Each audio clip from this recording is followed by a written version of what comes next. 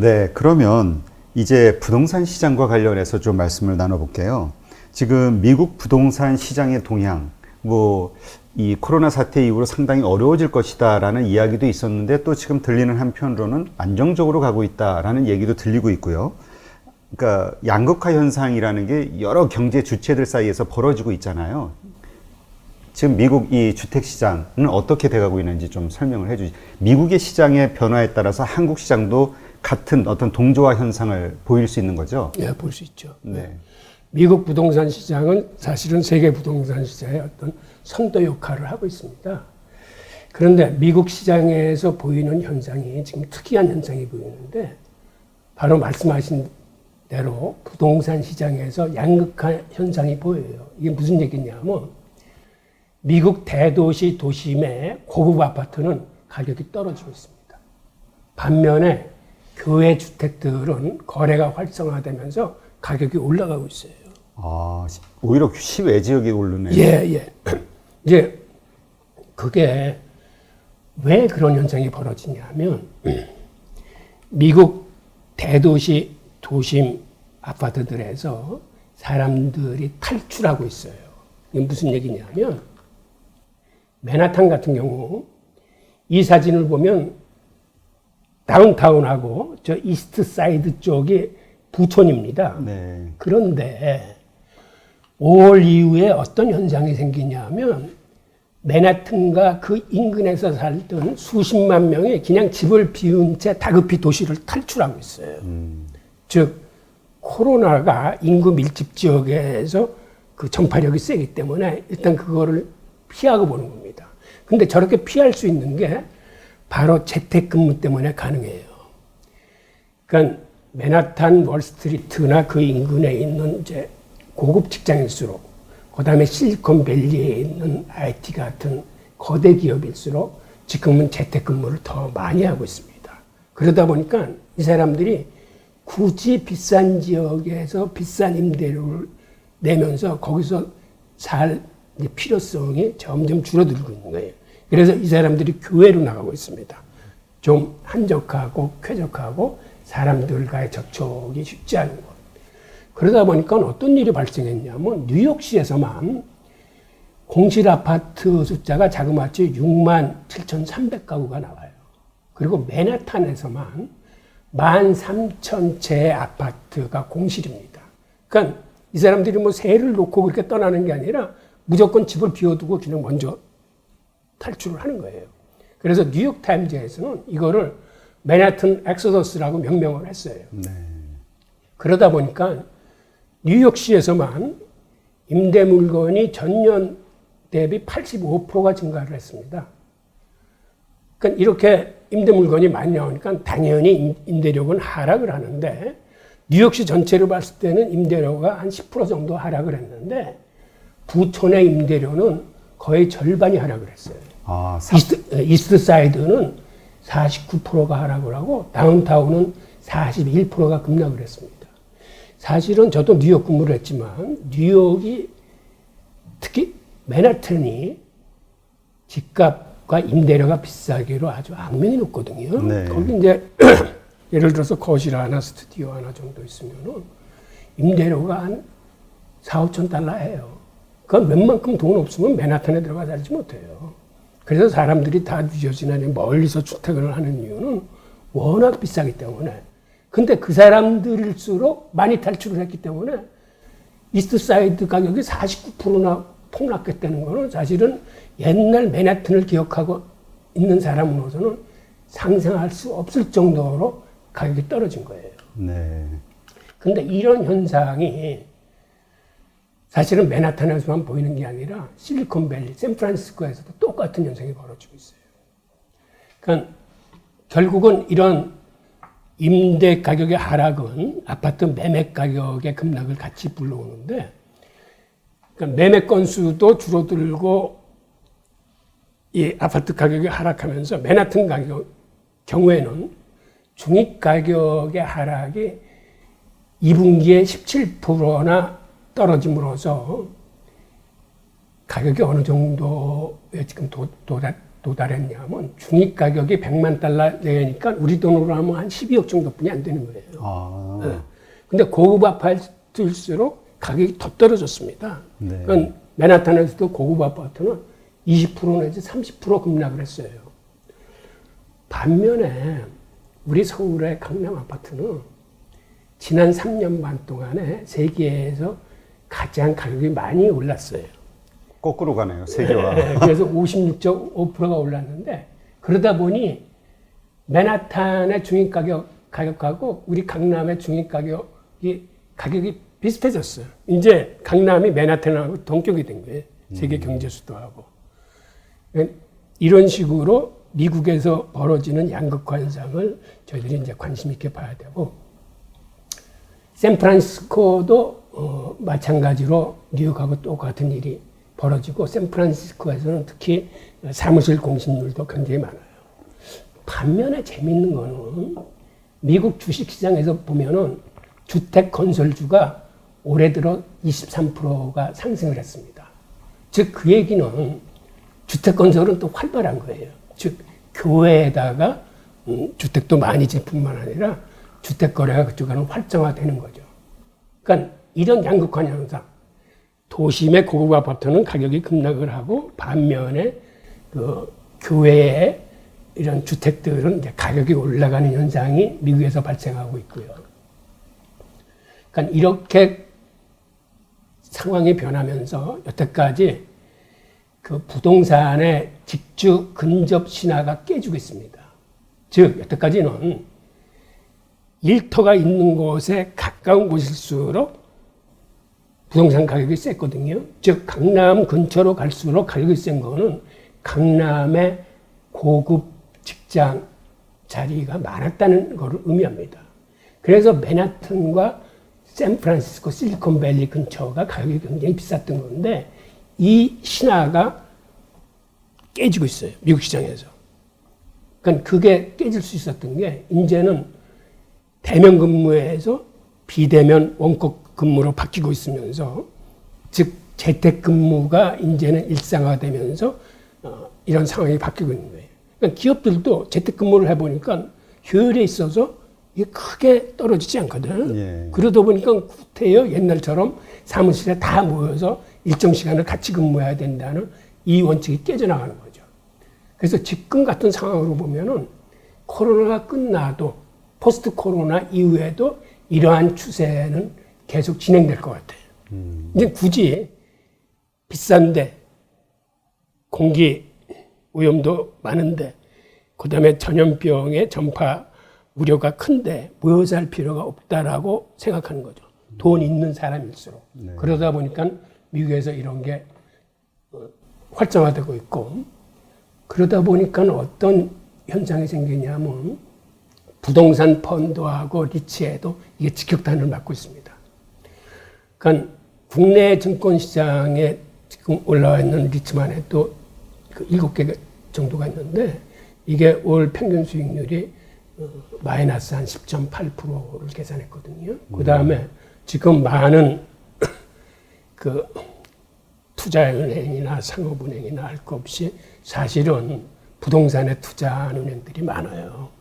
그러다 보니까 그쪽에 이제 비장이 걸리고 있는 거죠. 그 국내 공기관들, 연금들 이런 곳에서 해외 부동산에도 상당히 최근 몇 년간 투자했다라는 이야기도 있었거든요. 예.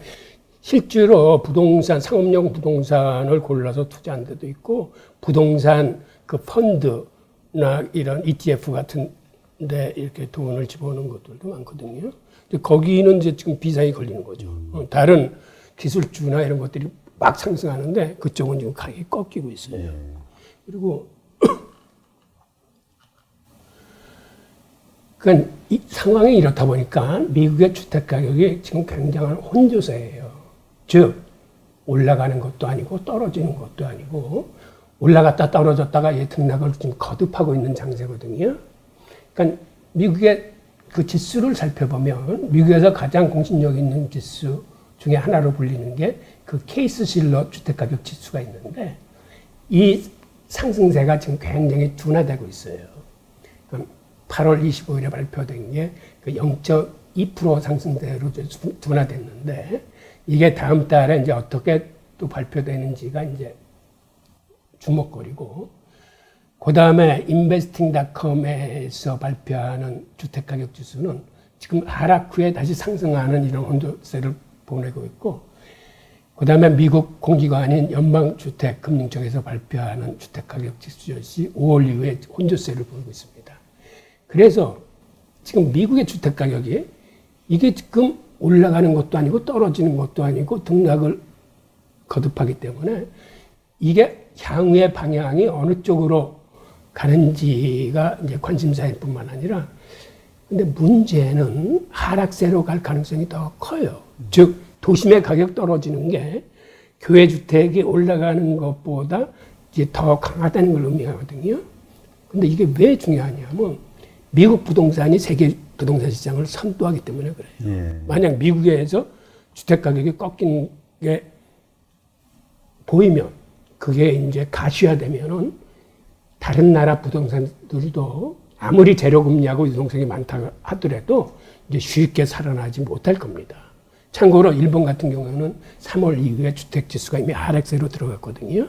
그래서 부동산에 투자하시는 분들은 미국 시장의 동향을 좀 유심히 살펴보셔야 될 거예요. 네.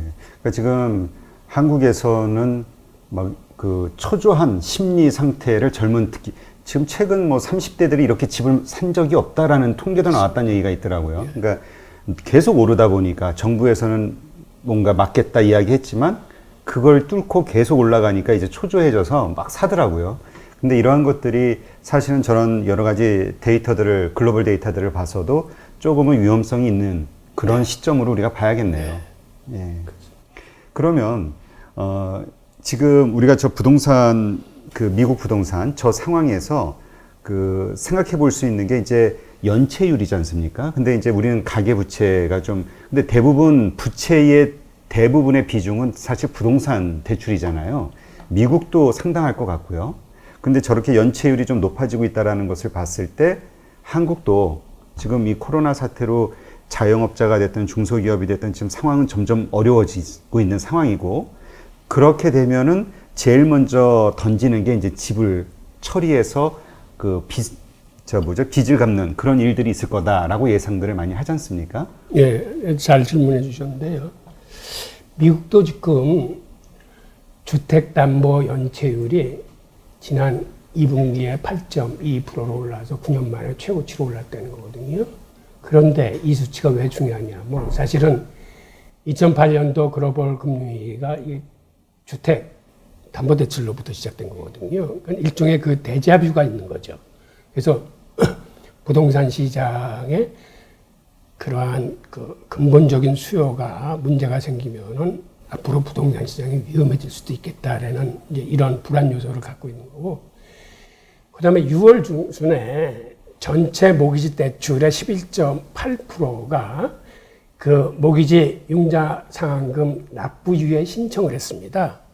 게다가 최근에 들어서는 미국 질병본부에서 뭐를 발표했냐면 미국의 그 임대료를 주고 살고 있는 그 월세 세입자들이 올해 연말까지는 어떠한 경우에도 퇴출당하지 않을 수 있는 권리를 주는 그러한 선언을 했어요.